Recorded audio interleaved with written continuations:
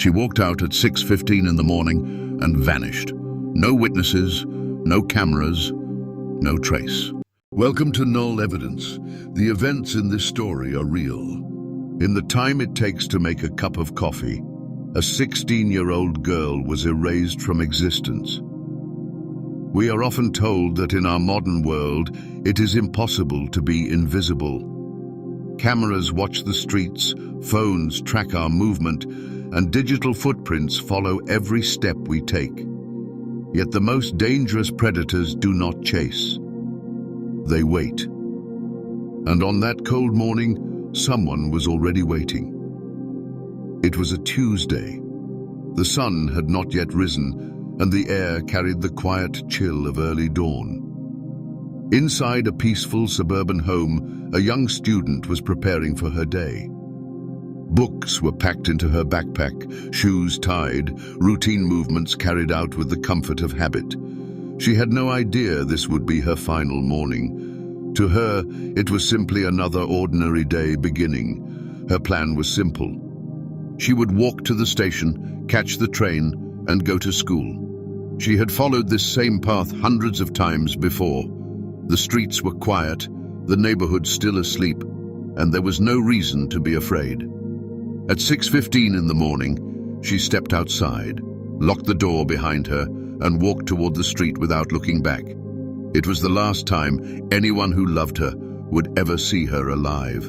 Inside the house, her parents remained unaware.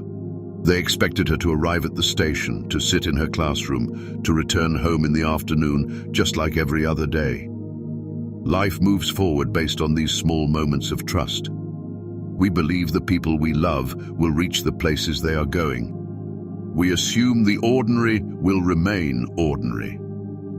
By midday, the world continued as usual.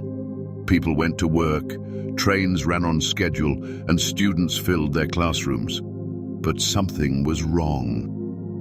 Her phone was silent. There were no messages, no calls. In a world where teenagers are constantly connected, that silence was the first warning sign of disaster. At first, the family believed it was something simple. Perhaps her phone battery had died. Maybe she was busy in class. But as afternoon faded into evening, the silence began to feel heavy. Teenagers do not simply disappear from the digital world. They argue. They text. They scroll endlessly through their screens. When her phone went dark, something had already gone terribly wrong. She never returned home from school. She was not at the station. None of her friends had seen her that day. Panic slowly began to take hold. A person does not simply vanish in a crowded city, or so everyone believed.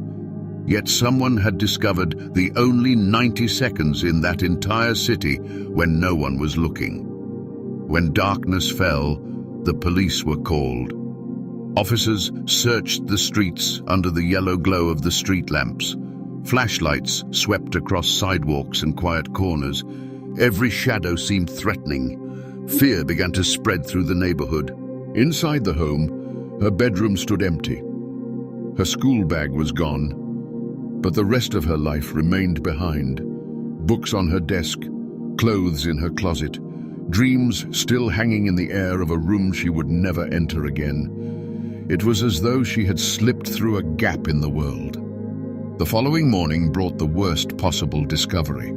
A few miles away, on a lonely stretch of road, someone noticed something unusual in the tall grass beside a ditch.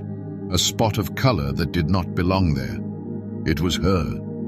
She had been found by the side of the road, and the search ended in the most tragic way imaginable. Police arrived quickly and secured the area.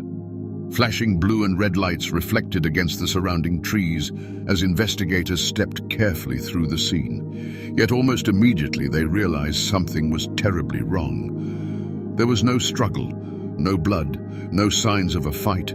The road itself was dry and hard, offering no footprints. There were no security cameras nearby. No witnesses who had heard anything unusual. The killer had chosen the perfect blind spot. A place where a crime could happen, without leaving a trace. The investigators stood silently in the cold air, understanding the gravity of the situation. Most criminals make mistakes.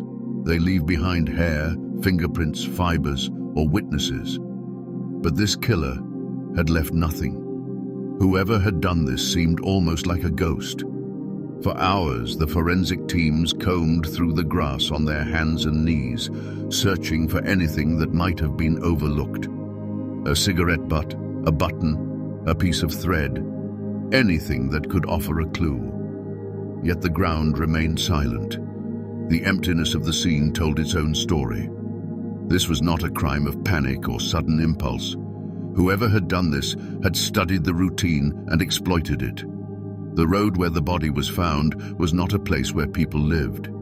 It was simply a path people traveled through. Thousands of drivers passed along it every day, yet no one truly belonged there. It was a strange kind of isolation, surrounded by people yet completely alone. Detectives knocked on doors for miles around, hoping someone might remember a passing car or hear a distant scream. But no one had seen anything. No one had heard anything. The crime had been quiet, efficient, and invisible. Investigators searched for cameras along the nearby utility poles, hoping that technology might have captured something. But there were none. In a world where we believe we are always being watched, this place was a reminder that there are still corners where someone can remain hidden. Time became the enemy.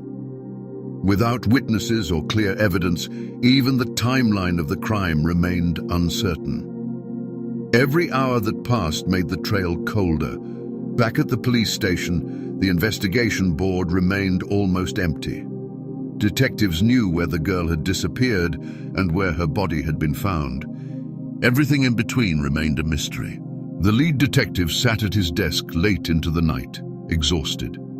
Without evidence, cases like this often joined the thousands of unsolved murders that sit untouched for decades. Days slowly turned into weeks. Seasons began to change. Public attention faded, but the family remained trapped in a silence that refused to end. For a time, newspapers printed her photograph on their front pages. Headlines asked the same haunting question: who killed the student? But there were no answers. The community lived with a quiet fear, wondering if the killer still walked among them. News vans parked outside the police station as reporters demanded an arrest. But you cannot arrest a shadow. The police were under enormous pressure to find someone, anyone. Eventually, the media moved on. The case faded from the headlines. The investigation stalled. The file was quietly moved to the back of the room, threatening to become just another cold case. But one investigator refused to let the story end that way. He believed the killer had left something behind. Not a physical trace, but a pattern hidden somewhere in the data.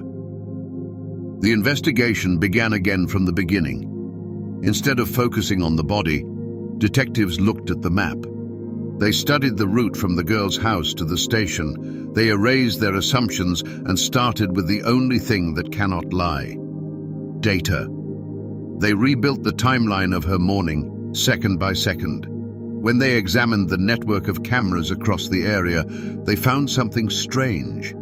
There was a 90-second gap where she appeared on none of them. A blind spot in the system. That small window of time was all the killer had needed. The detectives shifted their focus to vehicles. A person can move unseen, but a car leaves records. Traffic cameras capture license plates miles away. Investigators compiled a list of every vehicle that passed through the area that morning. There were nearly 10,000 drivers. Somewhere among them was the person who had rehearsed this crime. For months, the team examined each name. Where had each driver been going? Why were they on that road? Slowly, thousands of innocent people were eliminated from the list. At the same time, another group of investigators examined something else: cell phone data. Every time a phone moves, it connects to nearby towers. Those towers quietly record where devices are located. Detectives looked for phones that had been present in the blind spot at the critical time that morning. Thousands appeared at first, but with careful filtering, the list became smaller. Then they found a strange pattern. One phone had appeared in that area repeatedly in the days before the crime. It did not belong to anyone who lived nearby. It had been there several mornings in a row, almost as if someone had been watching. Then something even stranger emerged. At the exact moment the girl disappeared, that phone went silent. It had been switched off for more than an hour, only turning back on miles away. The phone belonged to a man who claimed he had taken a day off work and traveled out of town. But the cell towers proved otherwise. His phone had been right there. Detectives began watching him carefully. From a distance, he appeared to be an ordinary man. He went shopping, spoke to neighbors, lived a quiet life. He believed he had erased his tracks, but modern invisibility is an illusion. Eventually, the moment came to confront him. He was traveling across the state when detectives approached him quietly in a parking lot. There were no sirens, no dramatic chase. Just two investigators standing beside him with a map of his phone movements and records of his car. For the first time, the ghost had a face. Inside his car, investigators found a tiny fragment of fabric from the girl's backpack. It was almost invisible, smaller than a grain of salt, but it was enough. The trial that followed ended in a conviction. Yet there was no celebration. Justice had been served, but nothing could return the life that had been taken. The killer went to prison without drama, without confession. The case was closed not by luck, but by patience, persistence, and the quiet truth hidden in digital traces. This story is a reminder that even when we believe we are invisible, we leave marks behind. Predators rely on routine, they rely on blind spots, they rely on our belief that the world is safer than it truly is. But data remembers what people try to hide. And sometimes justice is found in the smallest gaps between what we see and what we ignore. Cases like this remind us that outcomes rarely happen by accident. They are shaped by decisions, delays, and silence. If understanding how events unfold matters to you, consider subscribing to Null Evidence.